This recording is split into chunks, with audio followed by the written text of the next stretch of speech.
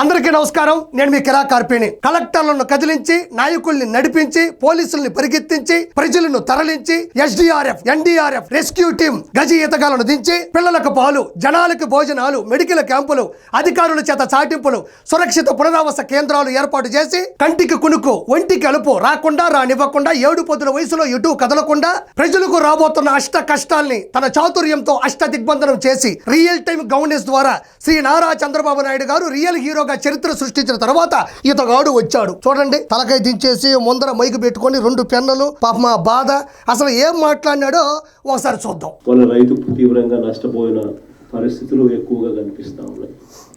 శ్రీకాకుళం నుంచి మొదలెడితే దాదాపుగా నెల్లూరు దాకా కూడా, ఇంకా నెల్లూరు నుంచి కూడా కాస్త ముందుకు కూడా ఈ ప్రభావం కనిపిస్తా ఉంది. కర్నూలు, కడప, అన్నమయ్య జిల్లాలు. మన ఆంధ్రప్రదేశ్ లో 26 జిల్లాలు ఉన్నాయి, 175 నియోజకవర్గాలు ఉన్నాయి. జిల్లాల్లో చిత్తూరు, తిరుపతి, అన్నమయ్య, కడప, కర్నూలు, నంద్యాల, శ్రీ సత్యసాయి, నెల్లూరు, ప్రకాశం, గుంటూరు, కృష్ణ, ఎన్టీఆర్, పల్నాడు, బాపట్ల, అనకాపల్లి, ఏలూరు, కాకినాడ, పార్వతీపురం, అల్లూరు సీతారామరాజు, విజయనగరం, శ్రీకాకుళం, విశాఖపట్నం, కోనసీమ, తూర్పుగోదావరి, పశ్చిమ గోదావరి 26 జిల్లాలు ఉన్నాయి. నువ్వు మొత్తం జిల్లాలు చెప్పలేకపోయినా ఒక 4 జిల్లాలైనా చూస్తా ఉంటావు కదా. యలహంక ప్యాలెస్ లో హెలికాప్టర్ వేసుకొని ఆ టీవీలో చూస్తా ఉంటావు కదా, ఏ జిల్లాలో సమస్య ఉంది, ఏ జిల్లాలో రైతులు ఇబ్బంది పడుతున్నారని. ఆ జిల్లాలు చెప్పడానికి కూడా మరి 2010 నుంచి 2024 మధ్య సీఎం గా పనిచేసావు, అంత ముందు కూడా ఉన్నావు కదా. జిల్లాల పేర్లు చెప్పడానికి కూడా పేపర్లు చూసుకోవాల్సినటువంటి పరిస్థితికి నువ్వు దిగజారిపోతే ఈ ఆంధ్ర రాష్ట్రం 2019 నుంచి 2024 మధ్యన ఎంతో మూల్యాన్ని చెల్లించుకో ఉంటుందో నేను నీకు ప్రత్యేకంగా చెప్పనక్కర్లేదు.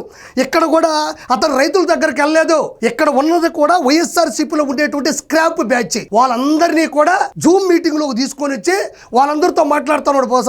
నాకు తెలిసి వైవి సుబ్బారెడ్డి, ఆ దేవినేని అవినాష్, లేకపోతే బైరెడ్డి, వీళ్ళందరూ ఉండొచ్చు. అది కూడా ఎక్కువసేపు ఉంచరు. కాబట్టి నేను అనేది 3 రోజుల పాటు ఆంధ్రప్రదేశ్ అతలాకుతలం అయిపోయి వరదలతో ఇబ్బంది పడుతూ ఉంటే, అంటే పశుపక్షాదులకు కూడా పరిస్థితి బాగోలేని పరిస్థితులు ఉంటే నారా చంద్రబాబు నాయుడు గారు ఇంతకుముందు ఏం చేశాడో నేను చెప్పాను. నువ్వు మాత్రం అసలు కనబడిందే లేదు. ప్రజలకు ఏం జరుగుతుంది అన్న మీటింగ్ ఆ రోజు పెట్టింది లేదు. మొత్తం అయిపోయి క్లియరెన్స్ అయిపోయిన తర్వాత ఏ ప్రాణం పోకుండా, ఏ లోటు రాకుండా పూర్తి స్థాయిలో చంద్రబాబు నాయుడు గారు, నారా లోకేష్ గారు, పవన్ కళ్యాణ్ గారు ప్లస్ అధికారులు ప్లస్ నాయకులు అందరూ కలిసి ఈ రోజు ప్రజల్ని కాపాడిన తర్వాత ఇప్పుడు వచ్చాడండి. ఇప్పుడు వచ్చి ఇది పెట్టుకొని ఏదో ఈయన 3 రోజుల పాటు జరిగినటువంటి ఏదైతే పరిస్థితులు ఉన్నాయో ఆ దిగ్భ్రాంతి మొత్తాన్ని దిగులుగా తల మీద పెట్టుకొని ఈడొచ్చి మాట్లాడుతున్నాడు. ఏమి ఈ 3 రోజులు నువ్వు ప్రజల్లోకి ఎందుకు పోలేవు? ప్రజల్లోకి నువ్వు వెళితే నిన్ను ఎవరిని కొడతారా, తిడతారా, వరద నిన్ను ఒక్కనే కొట్టుకొని పోతుందా? పోదు కదా. నీకు ఆ బాధ్యత లేదా?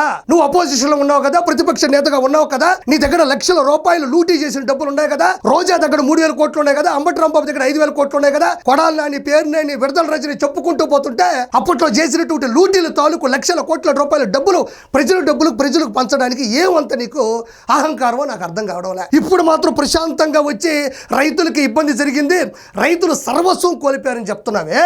మరి నారా చంద్రబాబు నాయుడు గారు అదే చెప్తున్నారు. ఏం చెప్తున్నారంటే ప్రజలు ఆస్తి నష్టం జరిగింది, ప్రాణ నష్టం శూన్యం. కానీ నీ మనసులో ఉండే బాధ ఏంటంటే నువ్వు చాలా ఎక్స్పెక్ట్ చేసావు. ఏది అంటే ప్రజలందరూ కూడా ఎలాంటి వర్షం పడుతుంది, పిడుగులు పడుతుంది భయపడుతూ ఆకాశం వైపు చూస్తుంటే నువ్వు మాత్రం అవకాశం వైపు చూసావు. ఎవరన్నా చనిపోతే, ఎవరన్నా కొట్టుకుపోతే, ఎవరన్నా గల్లంతైతే, ఎవరి మీదైనా పిడుగుపడి ఓడిపోతే నేను చక్కటి చిరునవ్వుతో దర్శనమిచ్చి నారా చంద్రబాబు నాయుడు గారు ఇదంతా చేశారు అని ఒక స్క్రిప్ట్ ముందుగానే రాసుకున్నావు. కానీ నువ్వు అనుకున్న స్క్రిప్ట్ పూర్తి స్థాయిలో చంద్రబాబు నాయుడు గారు రద్దు చేయడం జరిగింది. నేను ఒకటే చెప్తున్నా, జగన్మోహన్ రెడ్డి అనేవాడు మన ఇంట్లో ఒక పూజ, ఒక హోమం చేసుకుంటే దెయ్యాలు పరిగెత్తుకుంటూ దూరంగా వెళ్ళి దాక్కుంటాయి చీకట్లో. ఇదే జగన్మోహన్ రెడ్డి తత్వం. ప్రజలకు ఏ సమస్య వచ్చినా చంద్రబాబు నాయుడు గారు సానుకూలంగా స్పందించి ముందుకు వెళ్ళి దాన్ని పూర్తి స్థాయిలో రూపు మార్చేటప్పుడు ఇతను వెళ్ళి దాక్కుంటాడు. కాబట్టి జగన్మోహన్ రెడ్డి ఇస్ ద సైతాన్. చిత్తూరు జిల్లా, ఉమ్మడి చిత్తూరు జిల్లాలో కూడా ఈయన చెప్పే సొల్లు నేను వినలేను, ప్రజలు వినలేరు.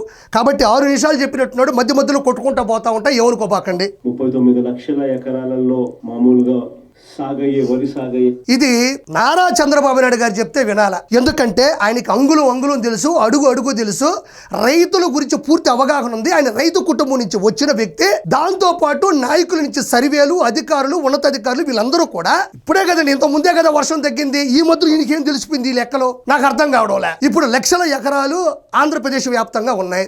ఖచ్చితంగా చాలా వరకు డ్యామేజ్ అయి ఉంటుంది. ఎందుకంటే ఒకవైపు పడి ఒకవైపు పడకుండా అయితే కాదు, కానీ వర్షం అయితే గట్టిగా పడింది, వరదలు వచ్చిన బీభత్సం జరిగింది, ఆస్తి నష్టం జరిగింది. అది ఈ కలెక్టర్కి సంబంధించినటువంటి ఆదేశాల ప్రకారం కింద ఉండే వాళ్ళు కూడా సర్వే చేసి నాయకుల దృష్టికి తీసుకెళ్లి చంద్రబాబు నాయుడు గారి దగ్గర ఒక ఫైల్ వస్తుంది. అప్పుడు తెలుస్తుంది ఏ రైతు ఎంత కోల్పోయాడు, ఎంత పంట మీద ఎంతో కోల్పోయాడు, అప్పుడు తెలుస్తుంది. ఈయన పేపర్ మీద రాసేసుకున్నాడు. ఈయన జీపీఎస్ పెట్టుకుంటాను చూడు, కడప కెట్టపోవాలి, చిత్తూరు కెట్టపోవాలని జీపీఎస్ లా చెప్తున్నాడు. ఏం తెలుసని ఈ రోజు ఇతను ఇది చెప్తున్నాడు అనేది నాకు ఎప్పటికీ అర్థం కావడంలా. పడుతుంది 4 రోజులు 5 రోజులు 6 రోజులు పడుతుంది. పూర్తి స్థాయిలో సమావేశంలో సమీక్షలో పర్యవేక్షణలో పరిస్థితుల దృష్ట్యా ఎన్ని ఎకరాలు అన్నది నికరాలుగా బయటపడుతుంది. ఈయన మాత్రం పేపర్ పట్టుకొని ఈయనంతా చూసేసినట్టు మొత్తం ఊర్లంతా తిరిగేసినట్టు ఈ రోజు బయటకు వచ్చాడు హెలికాప్టర్ వేసుకొని యలహంక ప్యాలెస్ నుంచి. కాబట్టి ఇంకా నేను ఈ వీడియో గురించి మాట్లాడే పరిస్థితి అయితే నాకు లేదు, నన్ను క్షమించండి. అయితే ఇక్కడ మనం కూడా గమనించాలి. ఇక్కడ చూడండి, సాక్షి ఫేస్బుక్లో అఫీషియల్గా వాళ్ళ సోషల్ మీడియాలో పెట్టినటువంటి వార్త ఇది. సీఎంగా లేకపోయినా తుఫాన్ నుంచి ప్రజలను కాపాడిన ఏకైక మగాడు. నువ్వు సీఎంగా లేకపోవడం వల్లే ఈరోజు ప్రజలు సంతోషంగా ఆనందంగా ఏ ప్రాణం పోకుండా ఇళ్లలో కూర్చొని ఉండారయ్యా స్వామి. సీఎంగా లేకపోయినా కూడా సీఎంగా నువ్వు లేకపోవడం వల్ల ఈ రోజు ప్రజలు సంతోషంగా ఉన్నారు. లేకపోతే నీకు రియల్ టైం గవర్నెన్స్ సర్వీసెస్ అని నీకేం తెలుసు? ఆర్టీజీ అనే దాని గురించి నీకు అబ్రివేషన్ తెలీదు, ఫుల్ ఫామ్ తెలీదు, దాన్ని ఎలా ఉపయోగించాలో తెలీదు, ఎలాంటి అధికారుల్ని అప్రమత్తం చేయాలో తెలియదు, ప్రజలు ఎలా కాపాడాలో తెలియదు, నీకు ఎన్డీఆర్ఎఫ్ తెలీదు, ఎస్డీఆర్ఎఫ్ తెలీదు, రెస్క్యూ టీం తెలీదు, ఏమీ తెలియదు నీకు. నీకు తెలిసిందల్లా ఒకటే, తాడేపల్లి ప్యాలెస్లో తాఫీగా కూర్చొని కాఫీ తాగి ఇంటి చుట్టూ ఇండియాలో ఉన్న ఇనుమంతా వేసుకోవడం తప్ప నీకు ఏ రోజైనా నాలెడ్జ్ ఉందా? సీఎంగా లేకపోయినా తుఫాన్ నుండి కాపాడంటాడు. ఓకే, నువ్వు సీఎంగా లేవు, 151లో 5 తీసి 2 1 మధ్య నిన్ను కూర్చోబెట్టారు. నువ్వు సీఎంగా లేకపోయినా ఎలా కాపాడావు? ఏ పక్క నుంచి కాపాడావు? ఒక డిబేట్ లేదు, ఒక ప్రెస్ మీట్ లేదు, ఒక ఇన్ఫర్మేషన్ లేదు, ఒక ట్విట్టర్లో పెట్టేటువంటి పోస్ట్ లేదు, నువ్వు ప్రజల మధ్యకి వెళ్ళింది లేదు, లేకపోతే నువ్వు మంచి ఇన్స్పిరేషన్ వీడియోలు పెట్టింది లేదు.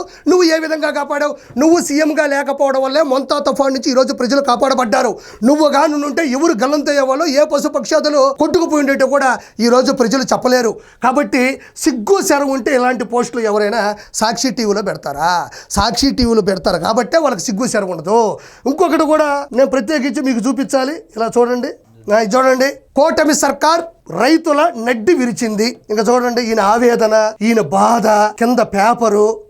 సాక్షి తాడేపల్లి, అమ్మో తాడేపల్లికి వచ్చాడు, యలహంక ప్యాలెస్ నుంచి ఇందాకే తాడేపల్లికి వచ్చాడు. మళ్ళీ ప్రజలకి ఏమవుతుంది అన్నది కాదు, జగన్మోహన్ రెడ్డికి బాధ.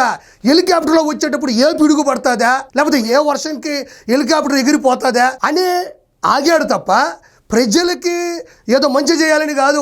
ఒకటే, నారా చంద్రబాబు నాయుడు గారికి కానీ, నారా లోకేష్ గారికి కానీ, పవన్ కళ్యాణ్ గారికి కానీ, అధికారులకు కానీ, నాయకులకు కానీ నేను నా శిరస్సు వంచి నమస్కారాలు, కృతజ్ఞతలు తెలియజేసుకుంటున్నాను. ఎందుకంటే ఏ ప్రాణం పోనివ్వకుండా, మీరు అసలు తిన్నారో తినలేదో తెలియకుండా, మీ కుటుంబాన్ని కూడా పక్కన పెట్టి ఎవరికి ఏమీ కాకుండా మీరు చేసినటువంటి రిస్క్, చంద్రబాబు నాయుడు గారి ఆదేశాల మేరకు మీరు చేసినటువంటి ఈ గొప్ప పనికి ప్రజలందరూ హర్షిస్తున్నారు.